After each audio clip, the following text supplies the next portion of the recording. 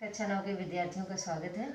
आज उनकी पाठ्य पुस्तक क्षितिज के अध्याय 9 जो काव्य का पहला पाठ है उसका अध्ययन करेंगे, जिसका नाम है साखियाँ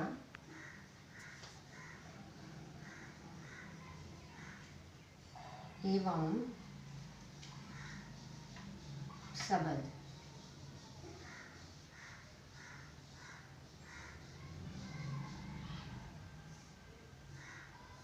ये जानने से पहले हम ये जान लेते हैं कि ये किस कवि का है। कवि परिचय।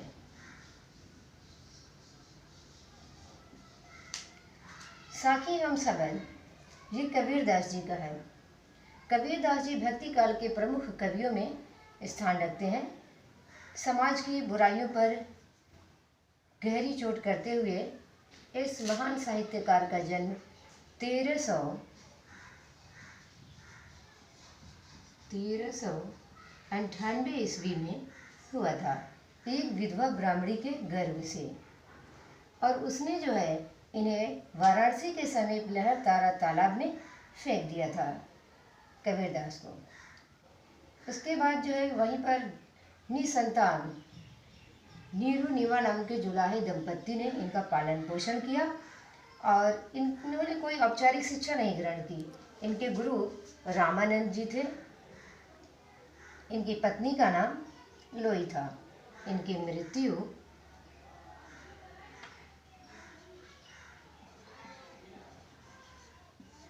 1518 ईस्वी में हो गई। इनकी कुछ काव्यगत विशेषताएं भी हैं।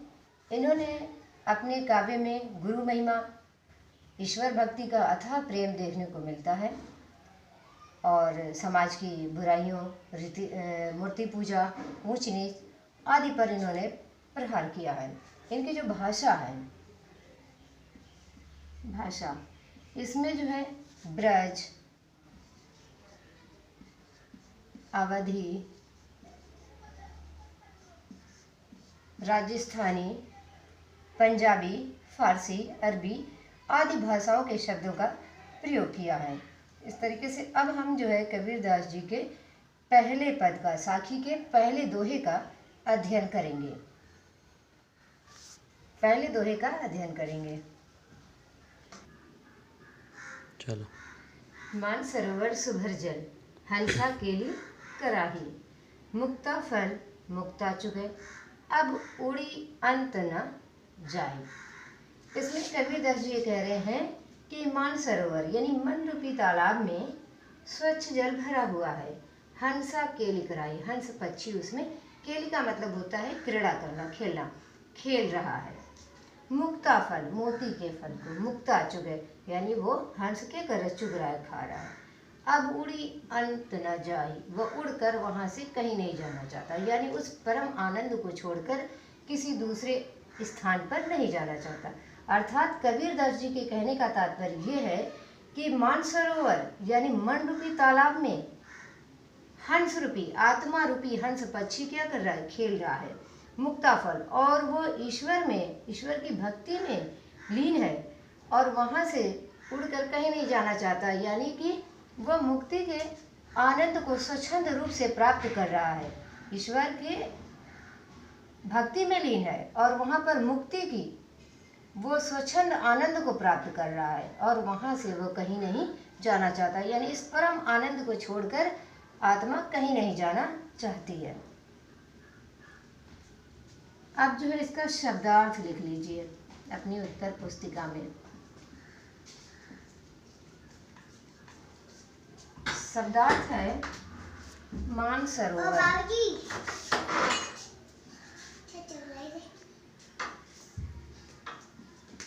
मानसरोवर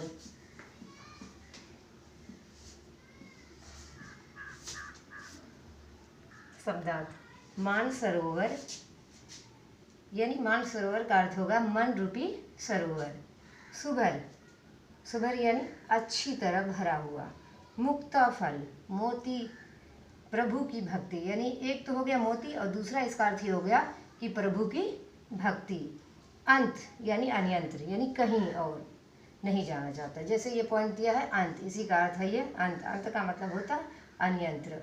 अब जो है हम दूसरा दोहा पढ़ेंगे, उसका भावार्थ समझेंगे।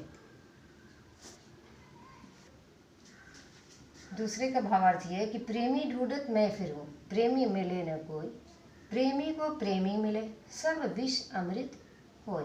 इसमें कबीरदास जी ये कह रहे हैं कि प्रेमी ढूंढत मैं फिरूं। यहाँ पर प्रेमी का अर्थ है ईश्वर का सच्चा भक्त। कबीरदास जी ये कह रहे हैं मैं एक ईश्वर के सच्चे भक्त को ढूंढ रहा हूँ, प्रेमी मिले न कोई, पर वो हमें मिल नहीं रहा है। किस कारण से? अहंकार के कारण वो हमें मिल नहीं रहा है। प्रेमी को प्रेमी मिले, और जब मुझे एक सच्चा ईश्वर भक्त मिल जाएगा, तो जब दो सच्चे ईश्वर भक्त मिलेंगे तो जो विष यानी विष रूपी जो बुराई है वो उसका अंत हो जाएगा, वो समाप्त हो जाएगी और अमृत रूपी अच्छाई उत्पन्न हो जाएगी। दूसरी तरीके से देख लीजिए, प्रेमी ढूंढत मैं फिरूं, ईश्वर भक्त को मैं ढूंढ रहा हूँ। कबीरदास जी कह रहे हैं कि मैं एक सच्चे ईश्वर भक्त को ढूंढ रहा हूँ, पर एक अहंकार के कारण एक अच्छा और सच्चा ईश्वर भक्त हमें प्राप्त नहीं हो रहा है।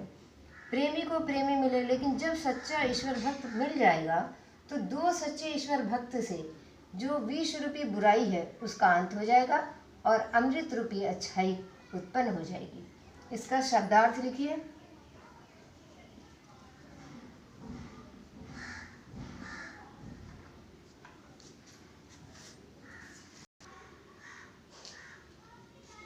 शब्दार्थ प्रेमी, इसका अर्थ लिखिए प्रेम करने वाला, और इसका दूसरा अर्थ होगा प्रभु भक्त।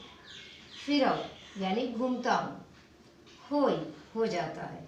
ये आपने उत्तर पुस्तिका में नोट करिए। इस तरीके से आपके दो जो है दोहा पूरा हो गया। धन्यवाद।